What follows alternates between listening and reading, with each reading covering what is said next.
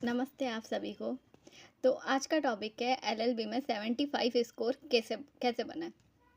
देखो, government college में 75 score बनाना बहुत ही मुश्किल है, बट प्राइवेट कॉलेज में फिर भी चलो इजी है। मैंने अपनी लॉ की जर्नी में अच्छा स्कोर बनाने के लिए कुछ ऐसी ट्रिक्स अपनाई थी जिससे मेरा स्कोर बहुत अच्छा बना था, इम्प्रूव हुआ था at the first year and second year. मैं फर्स्ट ईयर से ज़्यादा सेकंड ईयर में स्कोर अच्छा बना था क्योंकि मैंने कुछ ट्रिक्स ऐसी यूज़ की थी जिससे मेरा स्कोर अच्छा बन सके। फर्स्ट ट्रिक, आपकी राइटिंग स्पीड। 3 घंटे मिलते हैं, आपको 3 घंटे डिवाइड करने होंगे कि आप किस तरीके से लिखेंगे।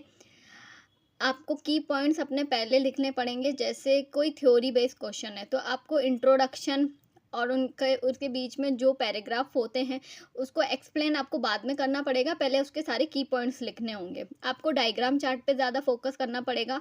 डायग्राम चार्ट आपको बनाना आना चाहिए। आपको जैसे जैसे टाइप्स होते हैं, फंक्शंस होते हैं, उन सब का डायग्राम बनाना आना चाहिए ताकि आपका क्वेश्चन का आंसर इतना बेस्ट हो कि टीचर्स देख के ही इम्प्रेस हो जाए।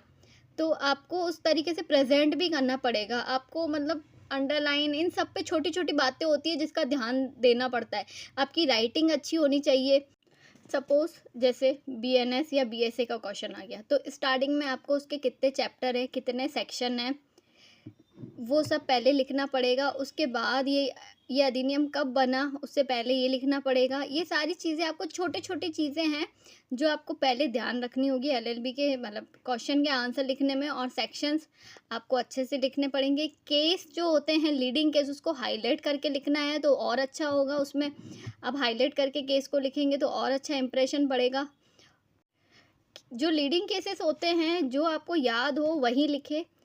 अदरवाइज आप बना के कोई भी लीडिंग केस ना लिखें, क्योंकि अगर अगर वहाँ पे टीचर आपकी कॉपी चेक करेगा और अगर उसको ऐसा कुछ दिख गया तो आपका अगर जो आगे भी आपने कुछ अच्छा और सही लिखा होगा तो वो उसको भी नेगेटिव मार्किंग दे सकता है वो उस चीज़ को देखते हुए।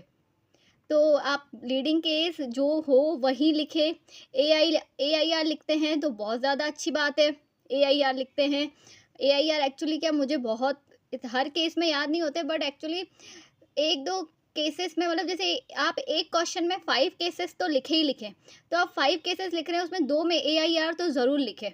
ब्लैक पेन से हेडलाइन लिखे और की पॉइंट्स ब्लैक लाइन से लिखें, बाकी ब्लू पेन से लिखें। तो इस तरीके से आप अपने क्वेश्चन का आंसर बहुत अच्छे तरीके से बना सकते हैं। वहाँ पे एक्चुअली आपको 3 घंटे मिलते हैं।